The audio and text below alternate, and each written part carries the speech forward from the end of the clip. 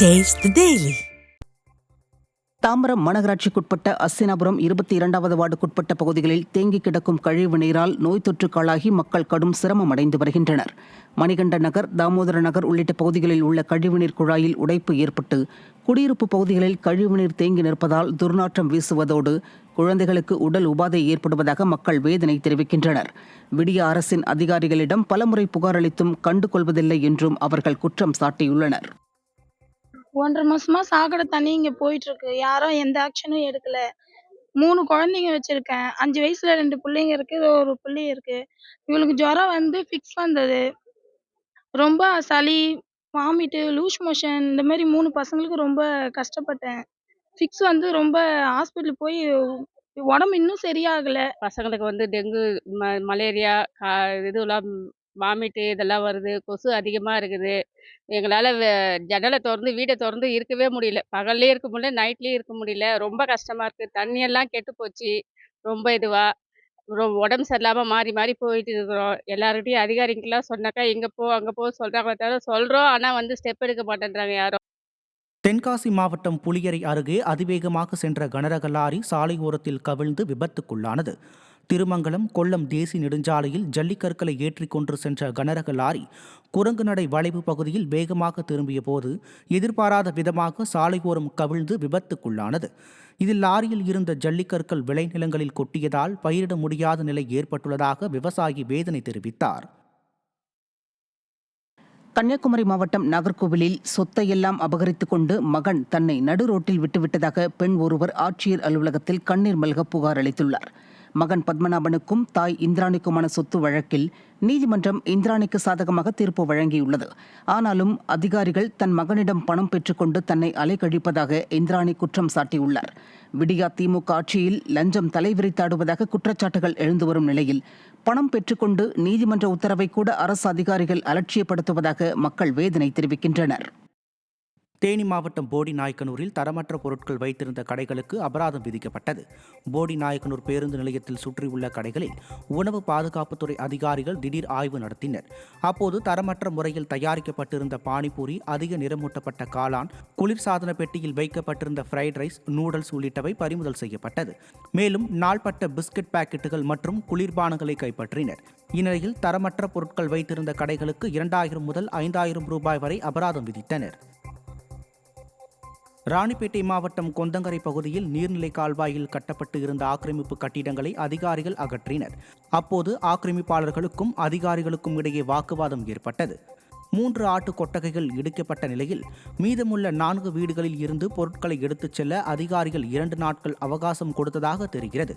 இந்த நிலையில் விடியா திமுக ஆட்சியில் பத்திரப்பதிவு நிலத்தின் விலை உச்சத்திற்கு சென்றிருப்பதால் வாழ இடமில்லாமல் தவிப்பதாக பாதிக்கப்பட்ட மக்கள் வேதனை தெரிவித்துள்ளனர்.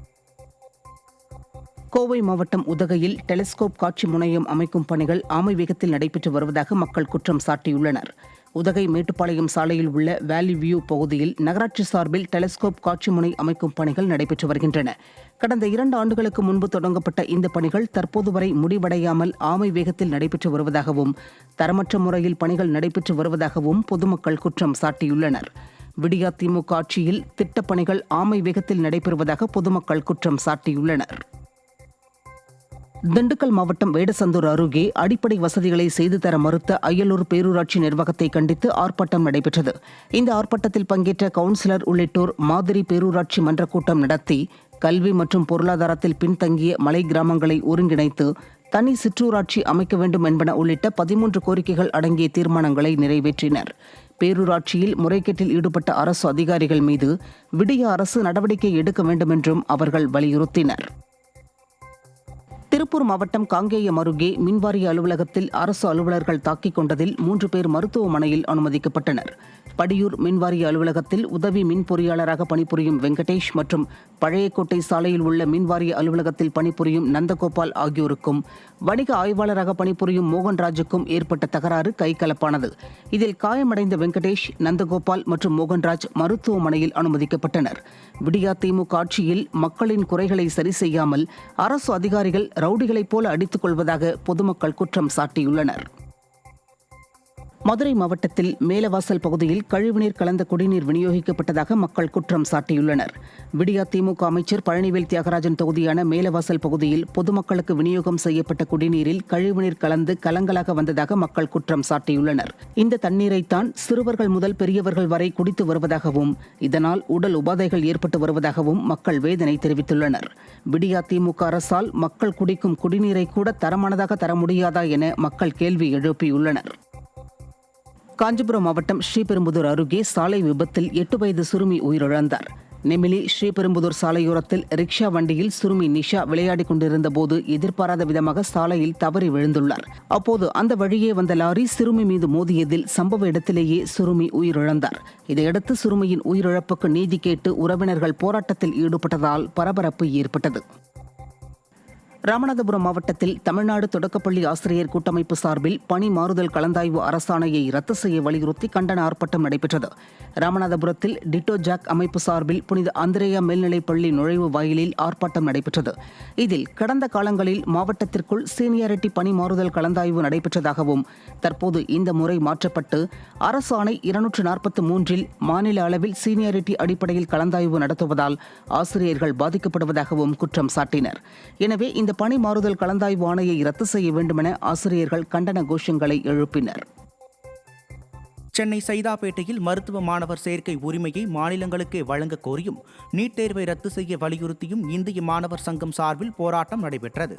என்டிஏ நடத்தக்கூடிய நீட், நெட் உள்ளிட்ட தேசிய அளவிலான தேர்வுகளில் ஆண்டுக்கு ஆண்டு முறைகேடுகள் அதிகரித்து வருவதாக இந்திய மாணவர் சங்க தலைவர் ஷமீர் அகமது தெரிவித்தார். மேலும் மாணவர்களுக்கு வினாத்தாள் கசிந்ததன் பின்னணியில் என்டிஏவில் யார் இருக்கிறார்கள், கல்வி அமைச்சகத்தில் யார் இருக்கிறார்கள் என்ற விசாரணையை சிபிஐ ஏன் இன்னும் துவங்கவில்லை எனவும் கேள்வி எழுப்பியுள்ளார்.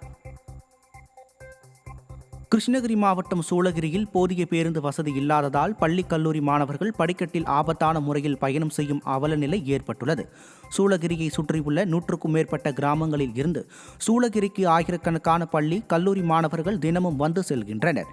இந்த நிலையில் விடியா ஆட்சியில் போதிய பேருந்து வசதிகளை ஏற்படுத்தி தராததால் ஆபத்தான முறையில் படிக்கட்டில் பயணம் செய்யும் நிலைக்கு தள்ளப்பட்டுள்ளனர். மேலும் அங்கிருந்த காவலர்கள் மாணவர்களை கண்டிக்காமல் வேடிக்கை பார்த்தது பொதுமக்கள் மத்தியில் அதிர்ச்சியை ஏற்படுத்தியுள்ளது. ராணிப்பேட்டை மாவட்டத்தின் சுற்றுவட்டார பகுதிகளில் லேசான இடியுடன் பரவலாக மழை பெய்துள்ளது. காலை முதல் வெயில் வாட்டி வந்த நிலையில் மாலை நேரத்தில் பெய்த மழை காரணமாக வெப்பம் தணிந்து குளிர்ச்சியான சூழல் நிலவி வருகிறது.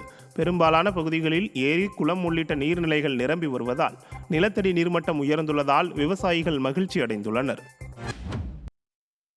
ராணிப்பேட்டை மாவட்டம் அரக்கோணத்தில் அரசு வேலை வாங்கித் தருவதாக கூறி பலரிடம் 2,25,00,000 ரூபாய் மோசடி செய்யப்பட்டது அதிர்ச்சியை ஏற்படுத்தியுள்ளது.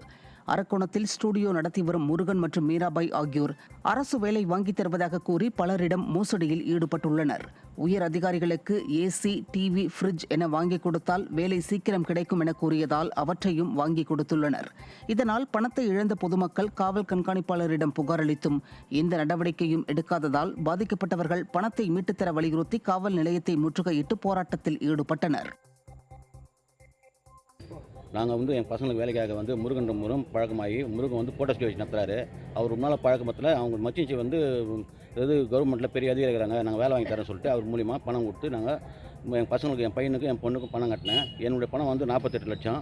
எங்கள் அண்ணன் எங்கள் பெரியப்பா பிள்ளை அவர் மகளுக்கும் அவர் மகனுக்கும் வேலைக்காக 48 லட்சமும் எங்களை வாங்கின்னு 2019 சிறு சிறுவாக வாங்கி வேலை வாங்கி தரணும். இதுவரைக்கும் வாங்கி தரல. எங்கேயோ போய் பண்ணிட்டு சுற்றி வந்துட்டோம். நாங்கள் எஸ்பிஎஸ்சியில் கம்ப்ளைண்ட் கொடுத்தோம், டிஜிபியில் கொடுத்தோம், அப்புறம் முதலமைச்சர் சிஎம் செல் கொடுத்தோம், அப்புறம் வடக்கு மலையாஜி கொடுத்தோம். எவ்வளோ கொடுத்து எந்த ஒரு எஃபெக்ட் எடுக்கல. இது வரைக்கும் நாங்கள் வாழ்றது சாவதான் ரவே இல்லை எங்களுக்கு. ராமேஸ்வரம் அக்னி தீர்த்த கடல் வழக்கத்தை விட உள்வாங்கியதால் பக்தர்கள் புனித நீராட சிரமம் அடைந்தனர். ராமேஸ்வரம் அக்னி தீர்த்த கடற்கரை வழக்கத்திற்கு மாறாக 100 மீட்டர் தூரம் வரை உள்வாங்கியது.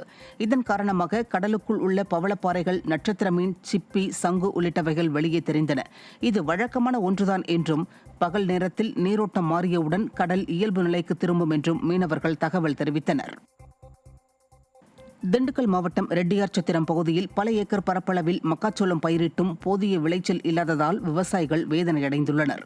தனியார் நிறுவனத்திலிருந்து வாங்கிய மக்காச்சோள விதைகளால் விளைச்சல் இல்லாமல் பாதிப்பு ஏற்பட்டதாக விவசாயிகள் புகார் கூறுகின்றனர். இதனால் அப்பகுதியைச் சேர்ந்த விவசாயிகள் பெரும் நஷ்டமடைந்துள்ளனர். தனியார் நிறுவனம் மீது நடவடிக்கை எடுத்து அவர்களிடமிருந்து நிவாரணம் பெற்றுத்தர வேண்டும் என விவசாயிகள் கோரிக்கை விடுத்திருக்கின்றனர்.